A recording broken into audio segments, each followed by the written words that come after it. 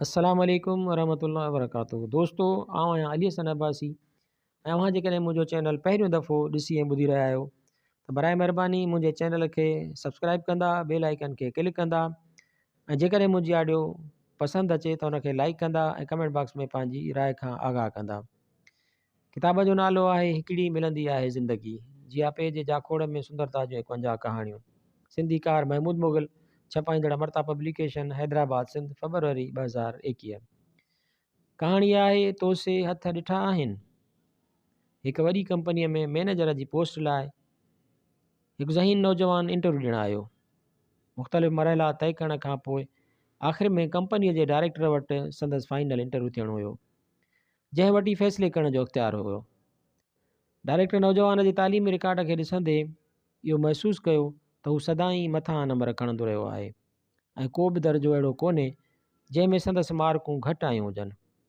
Director नौजवान खां पुछियो, तोखे स्कूल में का स्कॉलरशिप मिलंदी हुई? नौजवान वराणियो, न। डायरेक्टर वरी पुछियो, छा तुंहिंजे पढ़ाईअ जो ख़र्चु तुंहिंजो वालिद भरींदो हो? नौजवान चयो, मां साल खनि जो हुउसि त बाबा गुज़ारे वियो हो। मुंहिंजी तालीम जो सॼो ख़र्चु मुंहिंजी माउ खयों आहे। डायरेक्टर वरी सवालु कयुसि, तुंहिंजी मां कहिड़ो कमु कंदी आहे? हुन वराणियो, मुंहिंजी माउ कपिड़नि धोअण जे दुकान ते कमु कंदी आहे, धोबियाणी आहे। डायरेक्टर खेसि पंहिंजा हथ ॾेखारण लाइ चयो। नौजवान हथ ॾेखारिया त उहे कंवरा ऐं साफ़ हुआ। डायरेक्टर वरी ॻाल्हायो, छा तो कॾहिं पंहिंजे माउ खे कपिड़नि धोअण में मदद कई आहे? नौजवान वराणी ॾिनी, कॾहिं बि न। मुंहिंजी माउ सदाईं मूं ते उहो ज़ोर रखियो आहे त मां वधि खां वधि पढ़ां। तंहिंखां सवाइ अमां मूंखां वधीक तकिड़ो कपिड़ा धोई सघंदी आहे। डायरेक्टर चयुसि, मूंखे तोखे हिकु दरख़्वास्त करणी आहे। अॼु जॾहिं तूं पंहिंजे घर वञी त पंहिंजे अमड़ जा हथ धुआरजांइ ऐं पोइ सुभाणे मूंसां अची मिलजांइ। छोकिरे खे लॻो त खेसि नौकिरीअ मिलण जो मौक़ो ॼणो पधिरो थी चुको हो। घर वञी हुन ख़ुशीअ विचां पंहिंजे माउ खे चयो त मां अव्हांजा हथ धुआण थो घुरां। माउ खे ॾाढो अजीब लॻो ऐं हुन ख़ुशी ॻाढ़ड़ि जज़्बनि विचां पंहिंजा हथ पंहिंजे पुट जे आॾो सिधा कया। नौजवान आहिस्ते आहिस्ते संदसि हथ धोता ऐं संदसि अखियुनि मां ॻोढ़ा किरंदा रहिया। उहो पहिरियों भेरो हुयो जो हुन उहा ॻाल्हि महसूसु कई त अमड़ जे हथनि में केतिरा न घुंज पियल हुआ ऐं तंहिंखां सवाइ केतिरनि रहड़नि जा निशान बि हुआ। कुझु रहड़ियूं त अहिड़ियूं बि हुयूं जिन ते जॾहिं पाणी किरियो पए त संदसि माउ सूर विचां ॾकी थी वई।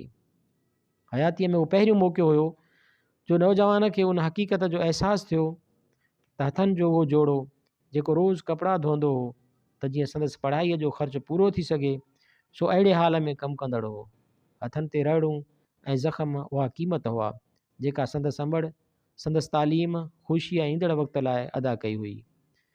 माउ जा हथ धोअण खां पोइ छोकिरे बाक़ी बचियल सभु कपिड़ा बि धोई छॾिया। उहा ई राति हुई जॾहिं माउ ऐं पुट पाण में डिघी कचहरी कई। ॿिए ॾींहुं जॾहिं छोकिरो डायरेक्टर जे ऑफिस में पहुतो त डायरेक्टर महसूसु कयो त छोकिरे जी अखियुनि में लुढ़क हुआ। हुन पुछियुसि, मूंखे ॿुधाईंदे त काल्ह तो पंहिंजे घर में छा कयो ऐं छा सिखियो? मूं पंहिंजे माउ जा हथ धुआरिया ऐं तंहिंखां सवाइ बचियल कपिड़ा बि धोतमि।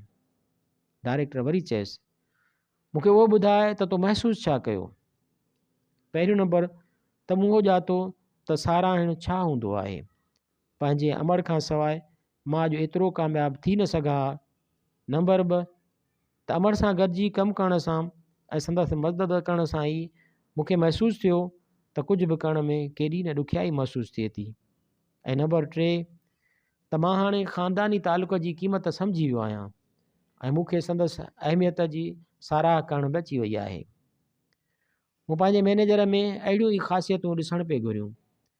मूं अहिड़े माण्हूअ खे भर्ती करण पे घुरियो जेको ॿियनि जी मदद खे साराहे सघे, जेको सम्झी सघे त ॿियनि खे कंहिं बि कमु करण में केतिरी तकलीफ़ पेश अचे थी ऐं जंहिं लाइ ज़िंदगीअ जो मक़सदु रुॻो पैसो कमाइणु न हुजे। मां तोखे नौकिरीअ ते रखां थो। ऐं पोइ वक़्तु ॾिठो त हुन नौजवान ॾाढी महिनत सां कमु कयो ऐं पंहिंजनि मातहतनि वटां इज़त कमायईं। हू जॾहिं बि कंहिं सां महिनतुनि जो ज़िक्र कंदो हो ऐं पोइ जॾहिं कंहिंखे बि भर्ती करण लाइ को सवालु कंदो हो त सभ खां पहिरीं संदसि चपनि ते ईंदो हो तोखे हिन मक़ाम ताईं जन पहुचायो आहे, तो से हथ ॾिठा आहिनि।